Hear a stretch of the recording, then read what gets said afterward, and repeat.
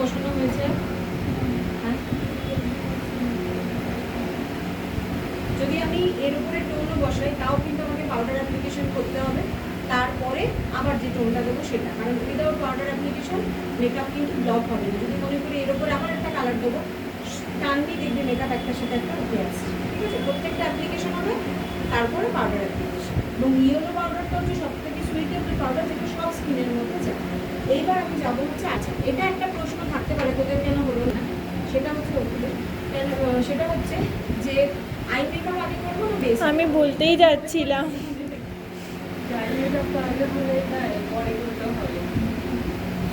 Ma'am আগে eyebrow লেখা ছিল না তাই। এইবার ব্যাপারটা বলি, আই মেকআপ বা বেস মেকআপ কোনোটাই কোনো প্রসেসই নয়। আমার যেখান থেকে সুবিধা, আমি যাকে কমফোর্টেবল আমি তাকেই করবো। কিন্তু যারা বিগিনার্স, যাদের মেকআপ সম্পর্কে নলেজ একদম কম, তারা যদি প্রথমে আই মেকআপটা শুরু করে, জেনারেলি কী হয়, তাকে অনেক ফোকাস চলে যায়। অনেকক্ষণ ধরে আই মেকআপ করলি, করার পরে দেখা গেল বেসের সাথে সাথে যাচ্ছে এরকম বেস বসে, কারণ কি সেটা হয়তো অত ডে মেকআপ চাইছে। তাহলে কী হবে, সবসময় আগে একটা বেস ঠিক যেভাবে আমি দেখালাম এইভাবেই করবি। তাহলে কী হবে, স্টেপ বাই স্টেপ বেসটাও বাড়ছে, স্টেপ বাই স্টেপ আই মেকআপটাও হচ্ছে। দুটোর ডিফারেন্সটা তোরা বুঝতে পারবি যে আমার এর থেকে বেশি, কারণ ও তো এখানে একটা ক্লাসে এসছে বলে এরকম, কিন্তু যে মেকআপ যার উপরে করবি সে তো প্রপার ওয়েতে ড্রেস করে থাকবে, তার ড্রেসের সাথে মেকআপ স্টেপ বাই স্টেপ তোরা রিয়েলাইজ করতে পারবি এটার সাথে এটা যাচ্ছে, এটার সাথে এটা যাচ্ছে, তাহলে কনফিউশন হবে না। ঠিক আছে, এই যে আই মেকআপটা আছে বা এই যে মেকআপটা আছে ইজিলি ক্যারি করেও বাড়ি চলে যেতে পারবে। এইবার আমি আস্তে আস্তে যাচ্ছি কাজল পরানো। আইব্রো কারেকশনটা একটু বলে দিই। আইব্রো কারেকশনটা যদি আমার দরকার লাগে তবেই করবো। জেনারেলি পুরো মেকআপ ওর উপরে আমার হয়ে যাবে, ওর আইব্রো নেই, এবার ওর মানে আইব্রো করা নেই মানে কি আইব্রো করা নেই। এবার আমি যদি ওর মনে করি আইব্রোটাকে প্রচণ্ড পরিমাণে বোল্ড করবো ডে মেকআপের সাথে, সেটা যাবে না, কোনোভাবেই যাবে না। তাহলে কী করতে হবে, ওর আইব্রোটার ফিনিশিং আনার জন্য যেখানে যেখানে টাচ আপ দরকার আমি শুধু সেখানেই টাচ আপ করবো। কখনো আইব্রোতে ব্ল্যাক যায় না, স্টেজ শোতে ব্ল্যাক যায়, কারণ স্টেজে আমাদের অডিয়েন্স অনেক দূর থেকে দেখে, নেচারালি সব ক্ষেত্রে ব্রাউনই যায়। এখানে ব্ল্যাক আছে, ব্রাউন আছে, এটা দিয়ে আমরা কাজলের যেহেতু মেকআপ স্টুডিও প্রফেশনাল প্যালেট, এটা দিয়ে আমরা সব কিছু ইউজ করবো, কন্ট্রোল থেকে শুরু করে এই জায়গায় প্রফেশনাল প্যালেটে তাই না। কিন্তু তোরা যদি ছোটো ছোটো কিছু জিনিস দেখবি কিনতে পারবে 160-165 টাকা, তাতে শুধু আইব্রো বা আই মেকআপই হবে, মানে কাজল কাজলে বেশি ভালো হবে। দুটো কালারকে আমি মিক্স আপ করলাম, হ্যাঁ, একটু ব্রাউন একটু ব্ল্যাক। দেখবি মেকআপ আর্টিস্টরা একটা প্যালেটে মিক্সিং করে, আমরা যখন স্টুডেন্ট ছিলাম আমাদের সময় প্যালেট ছিল, আমরা হাতেই মিক্সিং করি, সেই জন্য কালারটা আমরা অনেক বেশি ভালো করে শিখেছি। কারণ আমি যখন হাতে মিক্সিং করবো আমরা, তখন কী হয়, আমাদের এইটা বেস আর ওটা একটা স্টিল, সেই জন্য বোঝা যায় না। সেই জন্য যত পয়সা ঢালবে ততই হবে, কিন্তু পয়সাটা সেই তোমাদের থেকেই নেবে, ক্লায়েন্টরা আর্টিস্টরা। ঠিক আই মেকআপের যে শেপটা বলেছি, আই মেকআপের এখান থেকে স্ট্রেট, এখান থেকে টিপ পয়েন্ট, এখান থেকে হাফ ইঞ্চ নিচ্ছে, সেই ক্যালকুলেশন করে এখান থেকে এটা বিগিনিং, এখান থেকে এই টিপ, এখান থেকে এই। এবার যেহেতু আমার এটা মুখস্থ, আমি এটা করে ফেলতে পারবো, যারা তোদেরও মুখস্থ হয়ে যাবে, আমি বলবো না, এটা করতে করতে হয়ে যাবে।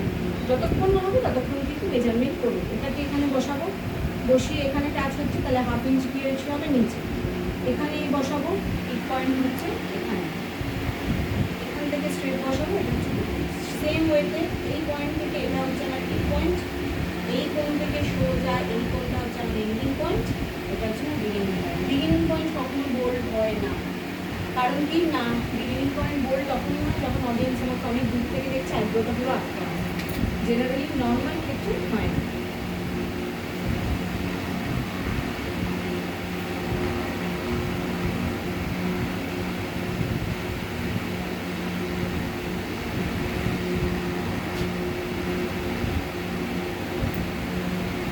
সবসময় কোয়ান্টিটিটা ফলো করেছিস তো, দুটো আইব্রোর ডিফারেন্স দেয়। আইব্রোটা যে ড্রয়িং করলাম ফেসটার একটা শেপ হলো, মেকআপ না তুলে নিয়ে বাড়ি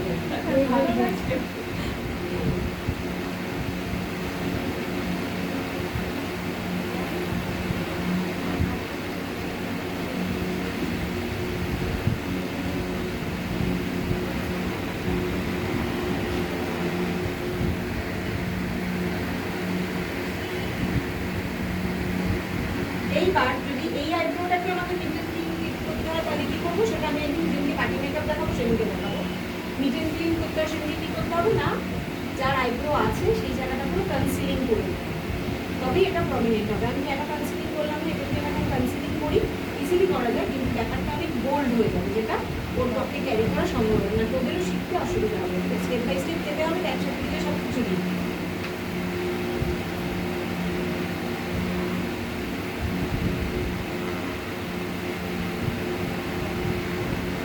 সবাই বুঝতে পারছিস?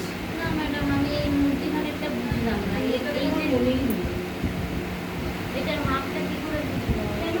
এখান থেকে এখানে এটা বসাবো, সেটাই না, আমি মণি খাতায় থেকে- ড্রয়িং করে দিয়েছি। মণি থেকে মণি থেকে কেন হবে? আই বলে স্ট্রেট, এটা আমি খাতায় ড্রয়িং করে সেদিনকে দেখিয়েছিলাম, দুটো মেজারমেন্ট সেম। এখান থেকে এটা স্ট্রেট হবে, স্ট্রেট হয়ে যেটা আই বলে স্ট্রেট, যেটা এই পয়েন্ট থেকে এই পয়েন্ট শিখিয়েছিলাম খাতায়, এখান থেকে এটা স্ট্রেট হবে, স্ট্রেট হয়ে যেটাই হবে সেটাই এখানে বসবে আমার টিক পয়েন্ট।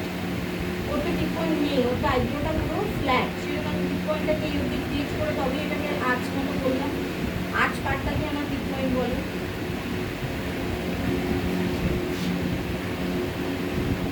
এই জন্যই ড্রয়িংটা খাতায় প্র্যাকটিস করতে বলেছি, কারণ এইটা আমাদের হাতে সেট আপ করতে হবে।